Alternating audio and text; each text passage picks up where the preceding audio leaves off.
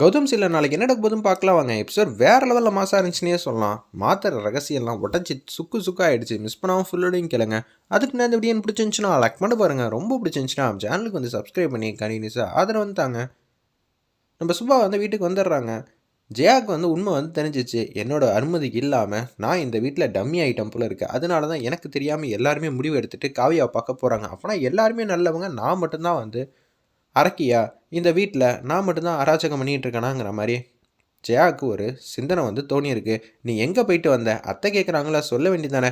நான் எங்கள் அம்மா வீட்டுக்கு போயிட்டு வந்தேன்னு சொல்லி ஏதோ ஒரு ஊர் பேர் வந்து சொல்கிறாங்க. சுபா பாத்தியாக்கா என்னென்னா பொய் சொல்லிகிட்டு இருக்கா இத்தனை நாளா. இது மாதிரி தான் வந்து அப்பையிலேருந்து இப்போ வரைக்கும் இருந்திருக்கா.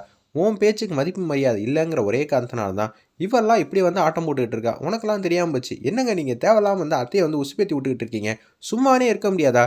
அம்மாடி சுபா எல்லா உண்மையும் தெரிஞ்சிருச்சுமா உன் அத்தைக்கு அப்படின்னு சொல்லிடுறாங்க நம்ம ராமச்சந்திரன். அத்தை அத்தை என்னை மன்னிச்சிருங்க அத்தை, தெரியாமல் பண்ணிட்டேன் அப்படின்னு சொல்லி சுபா வந்து கதறாங்க.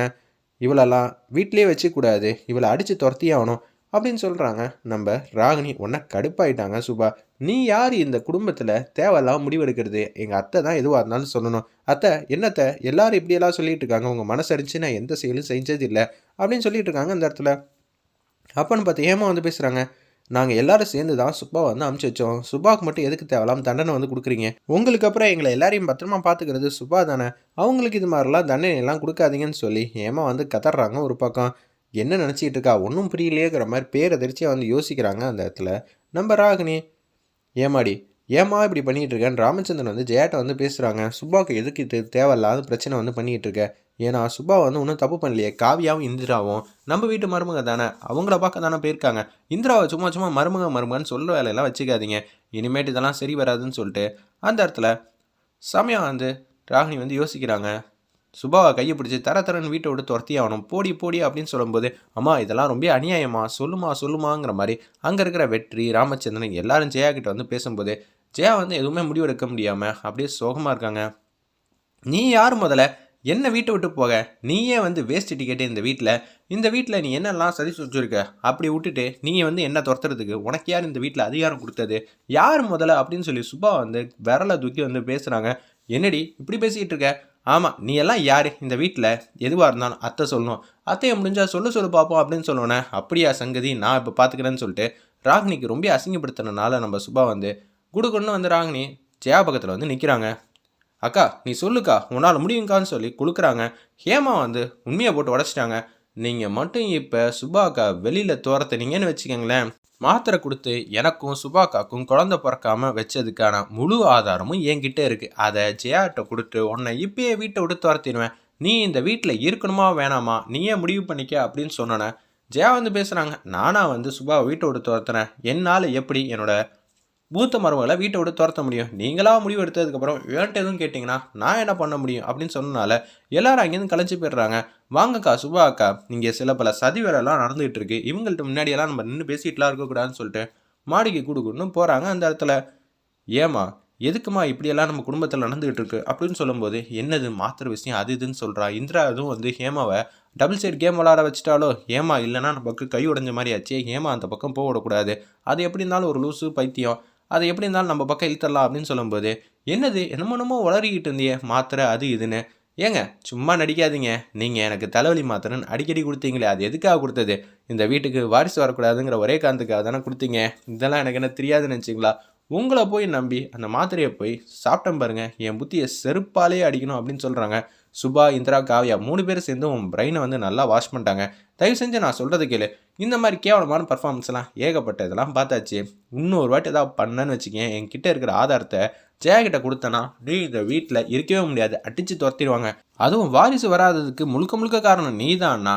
ஜெயாத்தை என்ன மாதிரி முடிவு எடுப்பாங்கன்னு உனக்கு நான் சொல்லி தான் தெரியணும்னு அவசியம் இல்லை. இந்த வீட்டில் இன்னொரு வாட்டி உன்னால் காலடி எடுத்து வைக்க முடியாதுன்னு சொல்லி ஹேமா வந்து பிச்சு உதறாங்க. ஏய் அவங்க எல்லாம் ஒன்றை ஏமாத்துறாங்க. இந்திரா பக்கம் நீ அடிக்கடி இருக்கனால தான் அவன் ஒன்றா ஏமாத்துறா, ஃப்ராட் பண்ணுறா. சே நீ வாயை மூடு. உன்னை போய் நம்பி அந்த மாத்திரையை சாப்பிட்டதுக்கு நான் என்ன சொல்கிறேன்னு தெரில.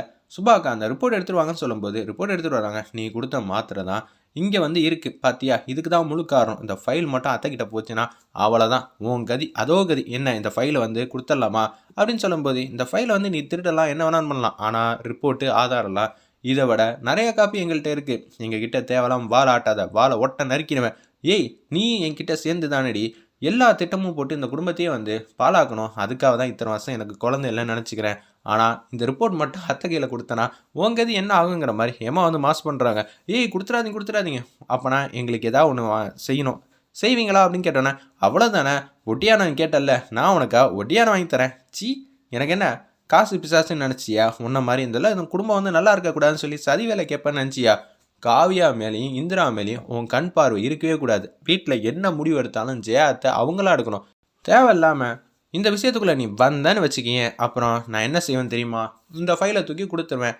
காவியா அந்த வீட்டுக்குள்ளே வரலாமா வேணாமா? இந்திரா வரலாமா வேணாமா? கௌதமும் இந்திராவும் சேர்ந்து வாழணுமா வேணாமா? இவங்க எல்லாருக்கும் ஒரு வாழ்க்கை கிடைக்கணும்னா நீ இந்த வீட்டை விட்டு போனால் தான் உண்டு. நான் உன்ன மாதிரி கேவலமாக இந்த வீட்டை விட்டு அடித்து துரத்தணும்னு முடிவு பண்ணல. உனக்கான கடைசி சந்தர்ப்பத்தை கொடுக்குறேன்னு சொல்லி ஹேமா வந்து கை தூக்கி பேசுனாங்க. வேற லெவல் இன்ஜினே சொல்லலாம். என்னடி எனக்கு சந்தர்ப்பம் கொடுக்குறியா?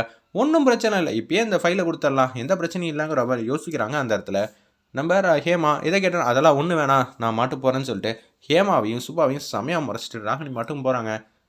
ஏமா இப்பயே அத்தைக்கிட்ட எல்லா விவரத்தையும் கொடுத்துட்டா, வேலை முடிஞ்சிச்சுல்ல, இப்போ கொடுத்துட்டா சரி வராது. காவியா விஷயத்துலையும் இந்திரா முடிவுலையும் என்ன மாதிரி முடிவு எடுக்கிறாங்கன்னு பார்க்கலாம். ஏன்னா இந்திரா வாழ்க்கை ரொம்ப முக்கியம் தானே நமக்கு. அப்போ இந்த ஆதாரம் நம்மக்கிட்ட இருந்துச்சுன்னா ரொம்ப யூஸ்ஃபுல்லாக இருக்கும்னு ஹேமா வந்து தப்பு கணக்கு போடுறாங்க. எப்படி இருந்தாலும் ராகினிக்கு இந்த விஷயம் தெரிஞ்சதுனால அவங்க ஏதாவது கேம்ஸ் விளாடுவாங்கன்னு தான் நினைக்கிறேன். அந்த இடத்துல ராமச்சந்திரன் வந்து ஜெயா வந்து சமாதானப்படுத்தலான் இருக்காங்க. பக்கத்தில் வெற்றி ஹேமா நிற்கிறாங்க. சுபா வந்து மன்னிப்பு கேட்குறாங்க. மன்னிச்சிருங்க அத்தை, எனக்கு தெரியாமல் போச்சு. உங்கள் முடிவை கேட்காம நான் போனது தப்பு தான். இருந்தாலும் எனக்கு முடியல அத்தை, உங்கள் சார்பாக தான் நான் போனேன்னு தவிர நான் மட்டும் தனியாக போய் பார்த்துட்டு வந்து அங்கே ஜெயாத்தை கொடுமைப்படுத்துகிறாங்க. நான் தெரியாமல் தான் வந்தேன்னு சொல்லவே இல்லை. சரிங்களா? முதல்ல அதை புரிஞ்சுக்கங்க. நீங்கள் பார்த்தாலும் நான் பார்த்தாலும் இது எல்லாம் நம்ம குடும்பம் தானே அத்தை. உங்களுக்கு ஒரு மனஸ்தாபம் இருக்கலாம், ஆனால் அதே சந்தர்ப்பத்தில் நம்ம அதை யாரையும் விட்டு கொடுக்கக்கூடாது. சரிங்களா? இது மாதிரி தான் அத்தை ஃபேமிலியில் ஒவ்வொரு வாட்டி ஒவ்வொரு பிரச்சனை வரும். யாரையும் விட்டு கொடுக்காம அடிக்கடி போயிட்டு போயிட்டு வந்திருந்தாதான் காவியாக்கும் நம்ம அத்தை இருக்காங்க, மாமா இருக்காங்க, வந்து பார்க்கணுங்கிற மாதிரி எண்ணம் வந்து தோணும்ல. அதுக்காக தான் போனேன். நீங்கள் சின்ன விஷயத்த பெருசாக வந்து நினைக்கிறதுக்குன்னு 4-5 பேர் வந்து ஏற்றி விட்றாங்க. அதை முதல்ல நம்பாதீங்க அத்தை, நான் சொல்கிறத முதல்ல கேளுங்க. அதான் சுபா வந்து இவ்வளோ சொல்கிறாளேம்மா. சுபா வந்து அவளாக இந்த விஷயத்தில் வந்து முடிவெடுக்கல. நான் சொன்னதுனால மட்டும்தான் சுபா வந்து அங்கே போனான். தயவு செஞ்சு சொன்னதை கேளுங்கிற மாதிரி ரொம்ப சோகமாக வந்து ராமச்சந்திரன் வந்து கேட்குறாங்க. இது எல்லாத்தையும் வந்து கேட்டுட்டு இருக்காங்க நம்ம ராகினி. ஐயோ அக்கா மனசை வந்து தனியாக வந்து மாற்றுறாங்களே காவியா அக்காவும் இந்திரா அக்காவும், இது சரிப்பட்டு வராது. இப்போ என்ன பண்ணலாம்? இந்த மாட்டி முடிவு பண்ணிட்டாங்கன்னா அப்புறம் அவ்வளோதான். நம்ம கிட்ட போய் பேசினா வந்து ஏதாவது மாத்திரை மருந்து சீட்டும் பையன். இப்போ இதுக்கு வந்து மிகப்பெரிய ஆப்பு வைக்கணும். இப்போதைக்கு காவியா மேட்ரு இந்திரா மேட்ரை விட நம்ம இந்த வீட்டில் வந்து ஸ்ட்ராங்காக இருந்தால் மட்டும்தான் இந்த விஷயத்தில் வந்து காவியாவும் இந்திராவும் வீட்டுக்குள்ளேயே வராத அளவு நம்ம பார்த்துக்கலாம். என்ன பண்ணலாங்கிற மாதிரி யோசிக்கிற மாதிரி காட்டுறாங்க நம்ம ராகினி. வெயிட் பண்ணி பார்ப்போம். இந்த ரகசியம் இவ்வளோ சீக்கிரம் உடையும் எதிரே பார்க்கல. உடஞ்சிருச்சு. அடுத்த கட்டம் பரபரப்பாக போயிட்டுருக்கு.